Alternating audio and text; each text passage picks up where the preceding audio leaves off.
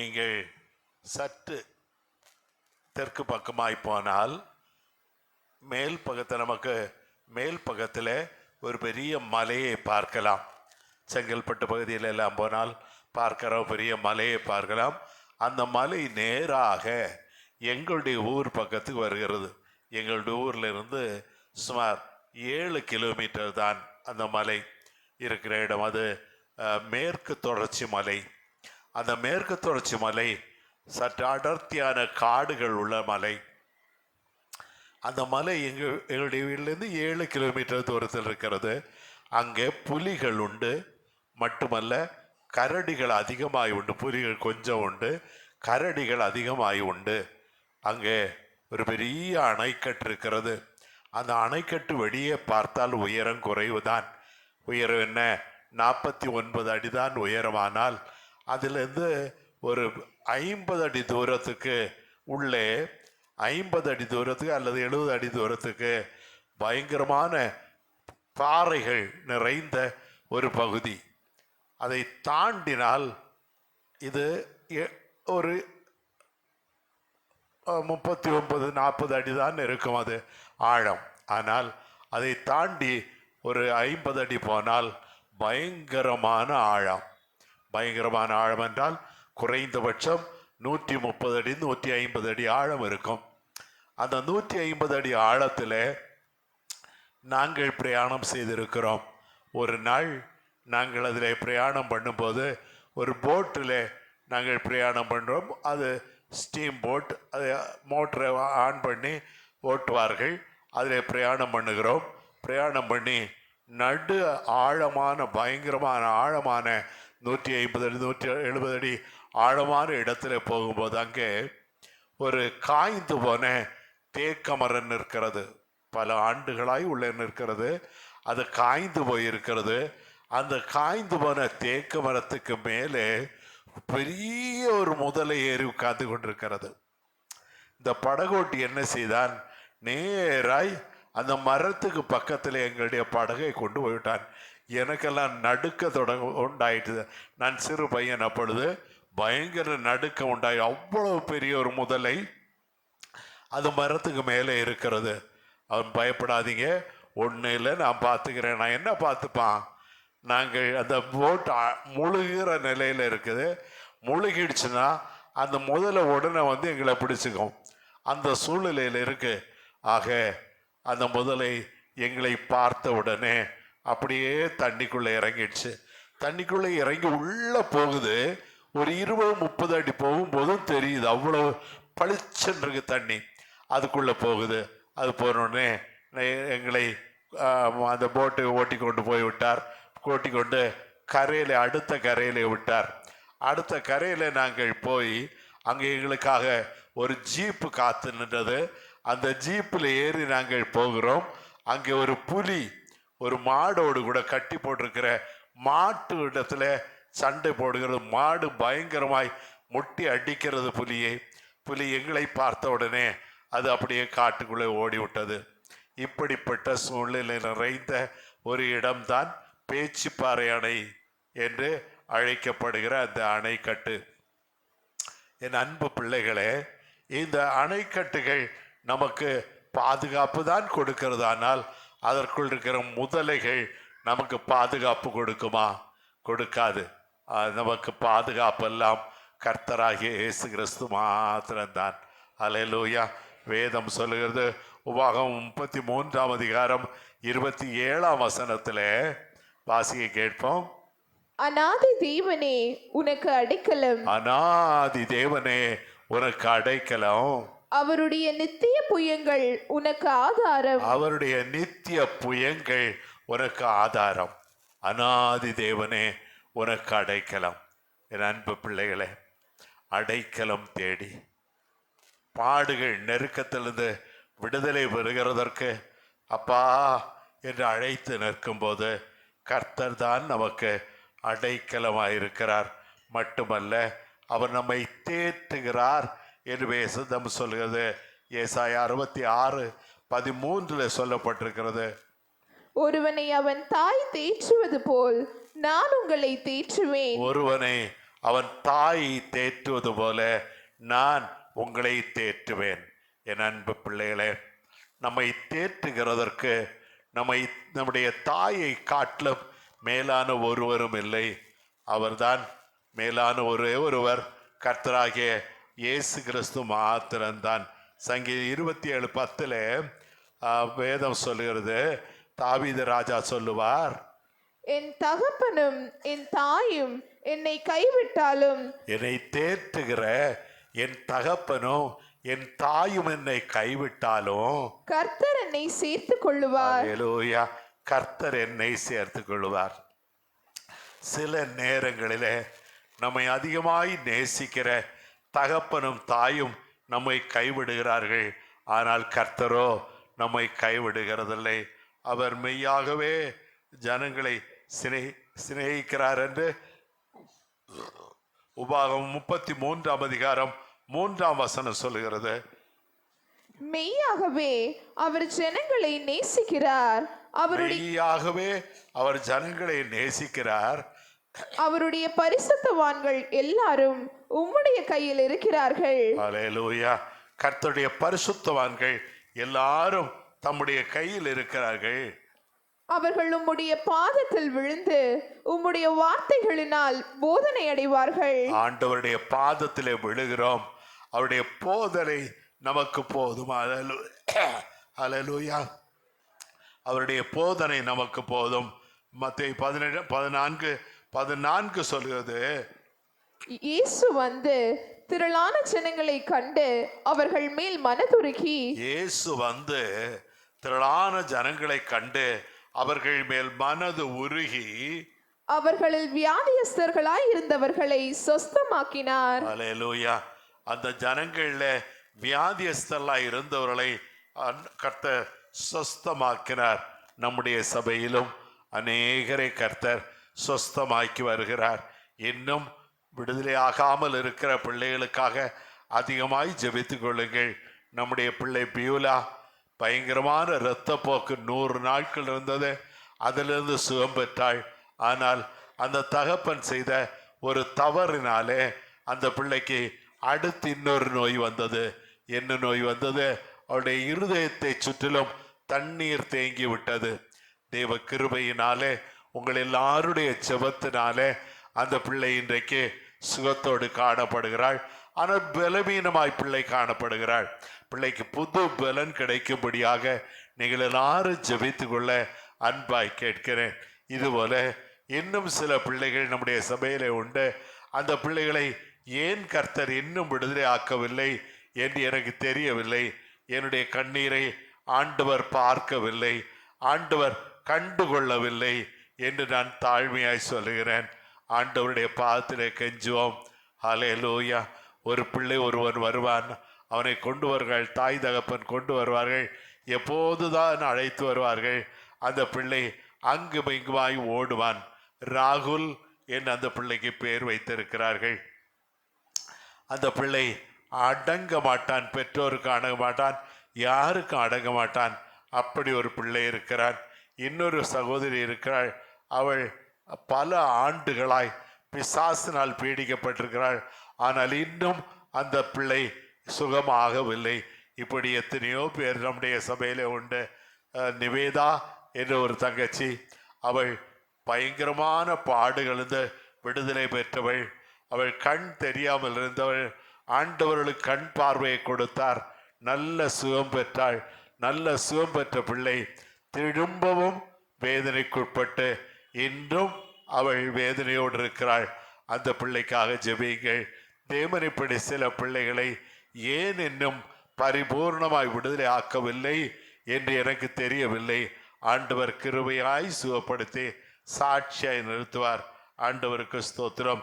லூக்கா 15:20 எழுந்து புறப்பட்டு தன் தகப்பனிடத்தில் வந்தான். அவன் தூரத்தில் வரும்போது, அவனுக்கு என்ன பெயர் நாம் வைத்திருக்கிறோம்? கெட்ட குமாரன் என்று பெயர் வைத்திருக்கிறோம். ஆனால் இளைய குமாரன் என்று அறியப்படும். அவன் தூரத்திலிருந்து வருகிறான். என்ன, தகப்பனை விட்டு தூரமாய் போனவன். அவனுக்கு சாப்பாட்டுக்கு வழி இல்லாது போன போது அவன் பன்றி சாப்பிடுகிற உணவை கூட அவனுக்கு யாரும் கொடுக்கவில்லை. அந்த அளவு பசி பட்டினி அவனை பிடித்த போது நான் என் தகப்பன் வீட்டுக்கு போவேன். அல்லேலூயா. அங்குள்ள வேலைக்காரர்கள் ஒருவராக என்னை ஏற்றுக்கொள்ளும் என்று சொல்லுவேன் என்று அவன் வருகிறான். ஆனால் தகப்பனோ அவனை தூரத்திலே கண்டபோதே ஓடி போய் அவனை கட்டி பிடித்து முத்தமிட்டு, வாசிங்கம்மா. அவனுடைய தகப்பன் அவனை கண்டு மனதுருகி ஓடி அவன் கழுத்தை கட்டிக்கொண்டு மனது உருகி ஓடி சென்று அவனுடைய கழுத்தை கட்டிக்கொண்டு அவனை முத்தம் செய்தான். வேலைக்காரர்களை அழைத்தான். என் பிள்ளைக்கு நல்ல செருப்பு கொடுங்கள், மோதிரத்தை போடுங்கள், அவனுக்காக கன்றுகளை அடித்து நல்ல விழா எடுங்கள் என்று சொன்னான். என் அன்பு சகோதர சகோதரர்களே, நான் கெட்டு போயிருந்தவன், என்னை ரட்சித்த என் ஆண்டவர் அப்படியே என்னை நிலைநிறுத்தி இருக்கிறார். உங்களை நிலைநிறுத்துவாரா மாட்டாரா? நாம் ஏதாவது காரியத்தில் ஆண்டவருக்கு பிரியமில்லாமல் தூரம் போன சியோனா இருந்தோமா? தூரம் தெரிந்த சியோனே, உன்னை தூக்கி எடுத்து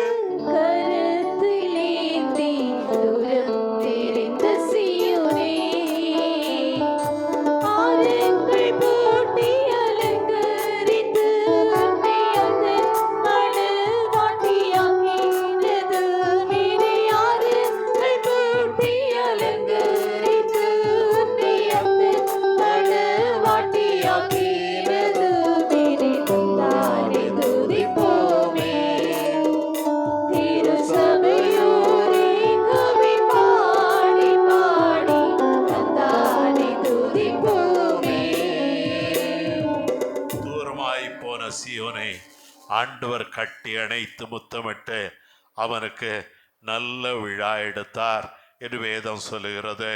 ஆண்டவருக்கு ஸ்தோத்திரம். மார்க்கு சுவிசேஷம் 1ஆம் அதிகாரம் 41ஆம் வசனத்திலே, இயேசு மனதுருகி கையை நீட்டி அவனை தொட்டு, ஒரு குஷ்டரோகி கர்த்தரை நோக்கி கூப்பிடுகிறான். ஆண்டவரே, உமக்கு சித்தமானால் என்னை சுத்தமாக்க உம்மால் கூடும் என்று சொல்லுகிறான். ஆண்டவர் மனது உருகி அவனை தொட்டு அவனை சுத்தமாக்கினார். எனக்கு சித்தம் உண்டு சுத்தமாக என்றார். எனக்கு சித்தம் உண்டு சுத்தமாக என்று சொன்னார். நான் அடிக்கடி சொல்லுகிற சாட்சி தான். என்னுடைய ஊழியத்தில் என்னோடு கூட ஒரு தம்பி இருந்தான். அவருடைய பேர் குமார். அவருடைய காலிலே பெரிய புண்ணு இருக்குமானால் அது வலிக்காது என்று சொல்லுவான். வலிக்காத புண்ணு தான் குஷ்டரோகம். குஷ்டரோகம் வலிக்காது, மற்ற எல்லா புண்ணுகளும் வலிக்கும், இது வலிக்காது. அவன் என்னோடு கூட பாலவாக்கத்தில் உள்ள அட்வென்ட் கிறிஸ்டியன் சர்ச்சுக்கு ஊழியத்துக்கு வந்திருந்தான். அங்கே செய்தி கொடுத்து முடித்து நான் ஜெபிக்கும் போது ஆண்டவருடைய நாமத்திலே சொல்லுகிறேன், கர்த்தர் என்னோடு இடைபடுகிறார். எந்த நோயாயிருந்தாலும் கர்த்தர் சுகமாக்குகிறார். நீங்கள் விசுவாசத்தோடு கூட கேளுங்கள் என்று சொல்ல அநேகர் சுகம் பெற்றார்கள். பல வியாதியில் இருந்த அநேகர் சுகம் பெற்றார்கள். இந்த தம்பி கூட்டத்திலிருந்து எழுந்து ஓடி வருகிறார் என்னிடத்துல, அண்ணா, ஆண்டவர் என்னை சுகப்படுத்தினார். அல்லேலூயா. நம்முடைய அனுபவத்தில் ஒரே ஒரு குஷ்டரோகி சுகமாகி இருக்கிறார் என்றால் அவன் தான். எத்தனையோ கேன்சர் பேஷண்ட்ஸ் சுகமாகி இருக்கிறார்கள். குஷ்டரோகி ஒரே ஒருவர் தான் சுகமாக்கி இருக்கிறார். அவருடைய பேர் குமார். அவன் தன்னுடைய மகனை ஆண்டவருடைய ஊழியத்துக்கு என்று கொடுத்தார். அதன் பிறகுதான் திருமணம் செய்தார். மகனை கர்த்தருடைய ஊழியத்துக்கு என்று கொடுத்தார். அந்த பிள்ளை இன்றும் கர்த்தருடைய ஊழியத்தில் இருக்கிறார். உங்கள் வாழ்க்கையில இந்த குமாரை போல தன்னை முழுமையாய் கொடுத்து, தன்னுடைய பிள்ளைகளை முழுமையாய் கொடுத்து ஆண்டவருடைய ஊழியத்தை செய்ய உற்சாகப்படுத்துவீர்களா? ஆண்டவர் உங்களையும் ஆசீர்வதிப்பார். நீங்கள் யார்? நீங்கள் நீதிமான்கள் என்று சில ஆண்டுகளுக்கு முன்னே ஆண்டவர் சொன்னார். சங்கீதம் 146:8 படி, குருடரின் கண்களை கர்த்தர் திறக்கிறார், மடங்கடிக்கப்பட்டவர்களை கர்த்தர் தூக்கி விடுகிறார். மடங்கடிக்கப்பட்டவர்களை கர்த்தர் தூக்கி விடுகிறார். நீதிமான்களை கர்த்தர் சிநேகிக்கிறார். நீதிமான்களை கர்த்தர் சிநேகிக்கிறார். நம்முடைய சபையின் பிள்ளைகளை குறித்து கர்த்தர் என்ன சொன்னார்? நம்முடைய சபையின் பிள்ளைகள் எல்லாரும் நீதிமான்கள் என்று சொன்னார். விசுவாசிக்கிறவர்கள் அப்படியே கைகளை உயர்த்தி அல்லேலூயா சொல்லுங்களேன். அல்லேலூயா. ஆண்டவரே, எங்களை நீதிமான்களாய் உருவாக்குனவருக்கு கோடாகோடி ஸ்தோத்திரம். யோவான் 16ஆம் அதிகாரம் 27ஆம் வசனத்திலே, நீங்கள் என்னை சிநேகித்து நான் தேவனிடத்திலிருந்து புறப்பட்டு வந்தேன் என்று விசுவாசிக்கிறபடியினால், நீங்கள் என்னை சிநேகித்து நான் தேவனிடத்திலிருந்து புறப்பட்டு வந்தேன் என்று நீங்கள் என்னை சிநேகிக்கிறபடியினாலே பிதாதாமே உங்களை சிநேகிக்கிறார். அல்லேலூயா. பிதாவே உங்களை சிநேகிக்கிறார். பிதா, குமாரன், பரிசுத்தாவி என்னும் திரியேக தெய்வம் உங்களை சிநேகிக்கிறார். ஆண்டவருக்கு ஸ்தோத்திரம். சங்கீதம் 37:39 நீதிமான்களுடைய ரட்சிப்பு கர்த்தரால் வரும், இக்கட்டு காலத்தில் அவரே அவர்களை நீதிமான்களுக்கு இக்கட்டு காலத்திலே அவரே அவர்கள் அடைக்கலம். அவர்களுக்கு அடைக்கலமாயிருக்கிறார். நமக்கு இக்கட்டு வரும். இக்கட்டு என்றால் பிரச்சனைகள், பாடுகள், நெருக்கங்கள். அது வரும்போது கர்த்தரே எனக்கு அடைக்கலம். அல்லேலூயா. அடைக்கலமே உமது அடிமை நானே, ஆர்ப்பரிப்பேனே அகமகிழ்ந்தே, கர்த்தனை செய்த நன்மைகளை நித்தம் நித்தம் நான் நினைப்பேனே. கர்த்தனை செய்த நன்மைகளை நித்தம் நித்தம் நான் நினைப்பேனே. அளவற்ற அன்பினால் அணைப்பவரே, எண்ணற்ற நன்மையால் நிறைப்பவரே. அளவற்ற அன்பினால் அணைப்பவரே, எண்ணற்ற நன்மையால் நிறைப்பவரே. மாசில்லாத நேசரே, மகிமை பிரதாபம் ஆசைத்தாலும் பாதம் பற்றிடுவேனே. மாசில்லாத நேசரே, மகிமை பிரதாபம் ஆசைத்தாலும் பாதம் பற்றிடுவேனே. ஆடைக்கலமே உமது அடிமை நானே, ஆர்ப்பரிப்பேனே அகமகிழ்ந்தே, கர்த்தனை செய்த நன்மைகளை நித்தம் நித்தம் நான் நினைப்பேனே. கர்த்தனை செய்த நன்மைகளை நித்தம் நித்தம் நான் நினைப்பேனே. நீதிமொழிகள் 14ஆம் அதிகாரம் 26ஆம் வசனத்திலே கர்த்தர் சொல்லுகிற வார்த்தையை கேளுங்கள். கர்த்தருக்கு பயப்படுகிறவனுக்கு திட நம்பிக்கை உண்டு, கர்த்தருக்கு பயப்படுகிறவனுக்கு திட நம்பிக்கை உண்டு, அவன் பிள்ளைகளுக்கும் அடைக்கலம் கிடைக்கும். அவனுடைய பிள்ளைகளுக்கு கூட அடைக்கலம் கிடைக்கும் என்று வேதம் சொல்லுகிறது. என் அன்பு சகோதர சகோதரிகளே, நம்முடைய பிள்ளைகளுக்கு ஆண்டவர் அடைக்கலத்தை கொடுக்கிறார். நீதிமான்களாய் இருக்கும்போது நம்முடைய பிள்ளைகளும் அடைக்கலம் பெறுகிறார்கள். உபாகமம் 33:7 வசனத்தை வாசித்து பார்த்தால், அவன் யூதாவை குறித்து, கர்த்தாவே யூதாவின் சத்தத்தை கேட்டு அவன் தன் ஜனத்தோடே திரும்ப சேர பண்ணும். அல்லேலூயா. யூதாவின் சத்தத்தை கேட்டு அவருடைய ஜனத்தோட அவனை சேர பண்ணும். ஆண்டவருக்கு ஸ்தோத்திரம். யூதா என்றால் துதி என்று அர்த்தம். யூதாவை பெற்றெடுத்த போது அவருடைய தாய் என்ன செய்தாள்? நான் பிள்ளையை பெற்றெடுத்தேன் என்று சொல்லி அந்த பிள்ளைக்கு துதி என்று பெயரிட்டாள். யூதா என்பதற்கு துதி என்று அர்த்தம். 2 கொரிந்தியர் 4ஆம் அதிகாரம் 15ஆம் வசனத்திலே, தேவனுடைய மகிமை விளங்குவதற்கு ஏதுவாக கிருபையானது அநேகருடைய ஸ்தோத்திரத்தினாலே பெருகும்படிக்கு, அநேகருடைய துதியினாலே கிருபை பெருகும்படிக்கு இவையெல்லாம் உங்கள் நிமித்தம் உண்டாயிருக்கிறது. இவையெல்லாம், இந்த ஆசீர்வாதங்கள் எல்லாம் உங்கள் நிமித்தமாய் உண்டாயிருக்கிறது என்று வேதம் சொல்லுகிறது. மட்டுமல்ல, இந்த யூதாவை குறித்து வேதம் என்ன சொல்லுகிறது? ஆதியாகமம் 49:10, ஆதியாகமம் 49:10, சமாதான கர்த்தர் வருமளவும் சமாதான கர்த்தர் வருமளவும் செங்கோல் யூதாவை விட்டு செங்கோல் ஆட்சி செங்கோலை யூதாவை விட்டு நீங்குவதும் இல்லை, நீங்குவதும் இல்லை. நியாயப்பிரமாணிகன் அவன் பாதங்களை விட்டு ஒழிவதும் இல்லை. நியாய பிரமாணிகன் அவருடைய பாதங்களை விட்டு ஒழிவதும் இல்லை. என்ன அர்த்தம்? அந்த யூதா ஆகிய தேவன் சமாதான காரணர் வருமளவும் யூதா வெட்கப்பட்டு போக மாட்டான், தாழ்வடைந்து போக மாட்டான். இன்றைக்கு வேர்ல்டு பேங்க் என்று உலக வங்கி என்று இருக்கிறது. மட்டுமல்ல, சயின்டிஸ்டுகள், அதாவது விஞ்ஞானிகள் அநேகர் இருக்கிறார்கள். இதிலே இந்த உலக வங்கியிலே 95% இந்த யூதாவில் கையில் இருக்கிறது. அப்போ அந்த யூதா எவ்வளவு பெரியவன் பாருங்கள். மட்டுமல்ல, உலகத்தில் இருக்கிற விஞ்ஞானிகள்ல 95% பேர் யூதர்கள். அப்படி யூதாவின் செங்கோல் அது ஆட்சி செய்கிறது. இப்பொழுதும் கூட அமெரிக்கா யூதருடைய கைக்குள்ளே இருக்கிறது. யூதா என்ன சொல்லுகிறதோ அதைத்தான் அமெரிக்கா செய்ய வேண்டும். மட்டும் அந்த ட்ரம்ப் அவருடைய விருப்பத்துக்கு ஒன்று செய்ய முடியாது. யூதா கோத்திரம் என்ன சொல்லுகிறதோ அதைத்தான் செய்ய வேண்டும். அப்படியானால் இந்த யூதா எவ்வளவு மேன்மையானவன் பாருங்கள். ஆண்டவர் கர்த்தருடைய வார்த்தை அவ்வளவு மேலானது. இந்த யூதா சிங்கம் என்று வேதம் சொல்லுகிறது.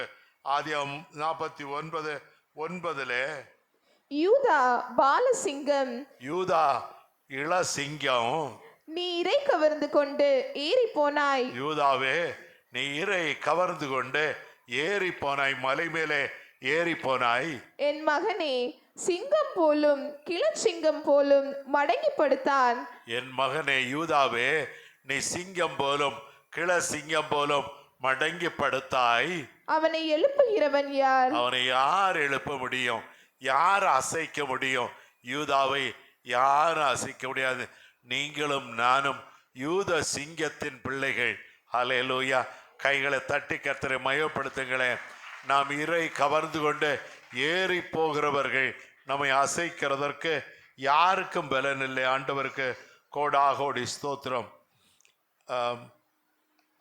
ஆதியாகமம் 43:8 சொல்லுகிறது, பின்னும் யூதா தன் தகப்பனாகிய இஸ்ரவேலை நோக்கி, நீரும் நாங்களும் எங்கள் குழந்தைகளும் சாகாமல் உயிரோடு இருக்கும்படி நாங்கள் புறப்பட்டு போகிறோம். பிள்ளையாண்டானை என்னோடு அனுப்பும். பிள்ளையாண்டாண்டால் கடைசி மகன் யோசேப்புடைய தம்பி பென்யமீனை என்னோடு கூட அனுப்பும். நான் அவனை கூட்டிக் கொண்டு போகிறேன். யாரிடத்துல? யோசேப்பிடத்துல. இவளுக்கு யோசேப்பு என்று தெரியவே தெரியாது. ஆனால் யோசேப்பு அந்த கனிதரும் செடியாகிய யோசேப்பு எகிப்தில் இருக்கிறா. அவரிடத்துல கூட்டிக் கொண்டு போகிறேன். அவனுக்காக நான் உத்தரவாதம் பண்ணுவேன். அவனுக்காக நான் பொறுப்பெடுக்கிறேன். அப்பா பாருங்கள், இந்த யூதாவுடைய நற்குணம் எப்போதுமே மற்றவர்களுக்காக பொறுப்பெடுக்கிறவன் யூதா. நாம் கூட மற்றவர்களுக்காக பொறுப்பெடுக்கிறோமா? அந்த பொறுப்பெடுக்கிற மேலான குணம் இந்த யூதாவிடத்திலே காணப்பட்டது. அதுபோல அங்கே யோசேப்பிடத்திலே போன போது வாசியுங்கள் 44:33. இப்படி இருக்க இளையவன் தன் சகோதரனோட கூட போக விடும்படி மன்றாடுகிறேன். அங்கே யோசேப்பிடத்திலே இளையவன் பென்யமீனை அனுப்பிவிடுங்க என்று மன்றாடுகிறான். உம்முடைய அடியானாகிய நான் இளையவனுக்கு பதிலாக இங்கே என் ஆண்டவனுக்கு அடிமையாய் இருக்கிறேன். பெஞ்சமினுக்கு பதிலாக நான் அடிமையா இருக்கிறேன். எல்லாவற்றிலும் அந்த நற்குணம், அந்த மேலான குணம் இந்த யூதாவிடத்தில் காணப்பட்டது. இன்று உங்களுக்கும் எனக்கும் தேவையான நற்குணம் என்ன? யூதாவுடைய நற்குணம்தான் நமக்கு எப்போதும் தேவை. ஆண்டவர் கிருபையாய் நம்மை நடத்துவாராக. ஆண்டவருக்கு ஸ்தோத்திரம். ஏசாயா 53:4-5-6 வசனங்களிலே, மெய்யாகவே அவர் நம்முடைய பாடுகளை ஏற்றுக்கொண்டு நம்முடைய துக்கங்களை சுமந்தார். நம்முடைய ஆண்டவராகிய இயேசு கிறிஸ்துவுடைய குணம் என்ன? அவர் நம்முடைய பாடுகளை ஏற்றுக்கொண்டு நம்முடைய துக்கங்களை சுமந்தார். நாமோ அவர் தேவனால் அடிபட்டு வாதிக்கப்பட்டு சிறுமைப்பட்டவர் என்று எண்ணினோம். நாம் தவறாய் புரிந்து கொண்டோம். அவர் தேவனால் அடிக்கப்பட்டு வாதிக்கப்பட்டு சிறுமைப்பட்டவர் என்று எண்ணினோம். நம்முடைய மீறுதல்களின் நிமித்தம் அவர் காயப்பட்டு நம்முடைய அக்கிரமங்களின் நிமித்தம் அவர் நொறுக்கப்பட்டார். அல்லேலூயா. ஆண்டவர் நம்முடைய அக்கிரமங்கள் நிமித்தம் அவர் நொறுக்கப்பட்டார். ஆண்டவருக்கு கோடாகோடி ஸ்தோத்திரம்.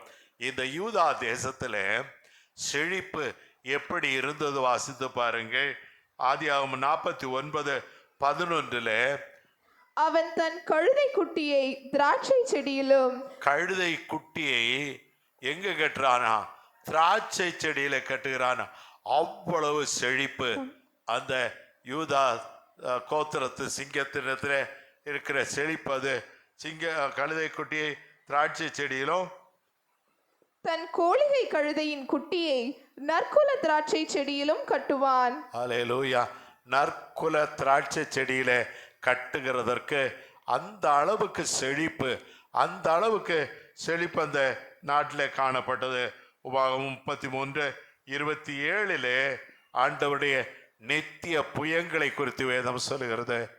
அநாதி தேவனே உனக்கு அடைக்கலம், அநாதி தேவனே உனக்கு அடைக்கலம், அவருடைய நித்திய புயங்கள் உனக்கு ஆதாரம். அவருடைய நித்திய மாறாத புயங்கள் உனக்கு ஆதாரம். உன்னை தாங்குவார், சுமப்பார், தப்புவிப்பார் என்று அர்த்தம். ஆதியாகமம் 49:23-24 வில் வீரர் அவனை மனமடிவாக்கி. யாரை? யோசேப்பை வில் வீரர் மனமடிவாக்கி அவன் மேல் எய்து அவனை பகைத்தார்கள். ஆனாலும் அவனுடைய வில் உறுதியாய் நின்றது. அல்லேலூயா. அவருடைய சகோதரர்கள் எல்லாரும் அவனை பகைத்தார்கள். ஆனால் யூதா மட்டும் இதை யோசேப்புக்காக பேசினான். அவனை கொன்று போட வேண்டாம், அவனை கொன்று போட வந்தார்கள் எல்லா சகோதரர்களும். ஆனால் அந்த கிணத்துக்குள்ளே கிடக்கிற அவனை எடுத்து அந்த வியாபாரிகளுக்கு விற்று போடுவோம் என்று ரெக்கமெண்ட் பண்ணின ஒரே மனுஷன் இந்த யூதா மட்டும்தான். ஆண்டவருக்கு ஸ்தோத்திரம். அல்லேலூயா. 24 ஆனாலும் அவனுடைய வில் உறுதியாய் நின்றது. யோசேப்பனுடைய வில் உறுதியாய் நின்றது. யோசேப்பு சாகவில்லை. அவனை கொண்டு போய் எகிப்திலே விற்று போட்டார்கள். அங்கே விற்று போட்ட இடத்துல போத்திபாருடைய வீட்டில் இருந்தான். அங்கே அவன் அநியாயமாய் குற்றம் சாட்டப்பட்டு ஜெயிலில் இருந்தான். ஆண்டவரோ அவனை அங்கிருந்து கட்டவிழ்த்து அந்த எகிப்துக்கு அதிபதியாய் மாற்றினார். என்றார். என் அன்பு பிள்ளைகளே, நீங்களும் நானும் உண்மையாய் ஒரு யோசேப்பை போல, ஒரு யூதாவை போல இருக்க ஆண்டவரிடத்துல மன்றாடுவோம். ஆண்டவருக்கு ஸ்தோத்திரம். உபாகமம் 33:29 சொல்லுகிறது, இஸ்ரவேலே நீ பாக்கியவான், கர்த்தரால் ரட்சிக்கப்பட்ட ஜனமே, உனக்கு ஒப்பானவன் யார்? உனக்கு ஒப்பாவன் யாருமே இல்லை. உனக்கு சகாயம் செய்யும் கேடகமும் உனக்கு மகிமை பொருந்திய பட்டயமும் அவரே. அல்லேலூயா. உனக்கு சகாயம் உதவி செய்கிற கேடயம் கர்த்தர் தான். அவர் உனக்கு உதவி செய்வார். நீ பயப்பட தேவையில்லை. அந்த அநாதி தேவனே உனக்கு அடைக்கலம். கடைசியாக கர்த்தரால் ரட்சிக்கப்பட்ட ஜனமே, நீ ரட்சிக்கப்பட்டாயா? அதுதான் கேள்வி, கடைசி கேள்வி. நீ ரட்சிக்கப்பட்டாயா? ஆண்டவராகிய இயேசு கிறிஸ்துவின் இரத்தத்தால் கழுவப்பட்டாயா? இயேசுவே, என்னை ஒப்பு கொடுக்கிறேன். யார் யார் சொல்லுவீர்கள்? ஆண்டவரே, என்னை ரட்சியும். ஒருவேளை நான் இன்னும் ஏதாவது பாவத்திலிருந்து விடுதலை பெறவில்லை என்றால் இன்று என்னை ரட்சித்து என்னை பரிசுத்தப்படுத்தி என்னை சாட்சியாய் நிறுத்துமே. ஆண்டவரே, நீரே எனக்கு அடைக்கலம். அல்லேலூயா, அல்லேலூயா. மீண்டுமாய் பாடுவோமா? அடைக்கலமே உமதடிமை நானே, ஆர்ப்பரிப்பேனே, மகிழ்ந்தேன் கர்த்தரின் செய்த நன்மைகளை நித்தம் நித்தம் நான் நினைப்பேன்.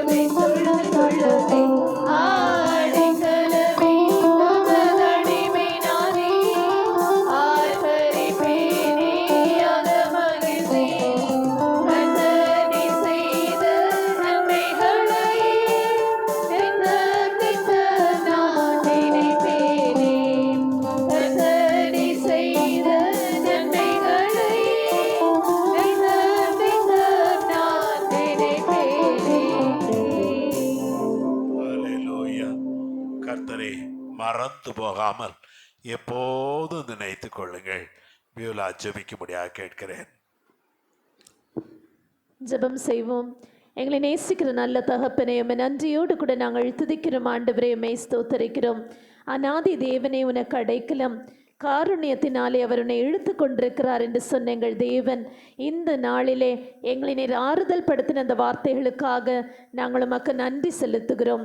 பரிசுத்தவான்களாகிய யூதாவை போல, யோசேப்பை போல நாங்களும் ஆண்டவரே அநேகருக்காக உத்தரவாதம் எடுக்க, அநேகரை ஆண்டுடைய அன்புக்குள்ளே கொண்டு வருகிறதற்கு ஏதுவாய் எங்களை நீர் மாற்றுகிறதற்காக நாங்கள் உமக்கு நன்றி செலுத்துகிறோம். நற்குணசாலிகளாய் எங்களை ஒவ்வொருவரையும் தேவன் மாற்றுவீராக. எங்களை தாழ்த்தி ஒப்பு கொடுக்கிறோம். தாங்கி வழி நடத்தும். எல்லா துதிகன மகிமையா உமக்கே செலுத்துகிறோம். இயேசுவின் நாமத்தில் ஜெபிக்கிறோம். எங்கள் ஜெபம் கேளும் நல்ல பிதாவே. ஆமென், ஆமென்.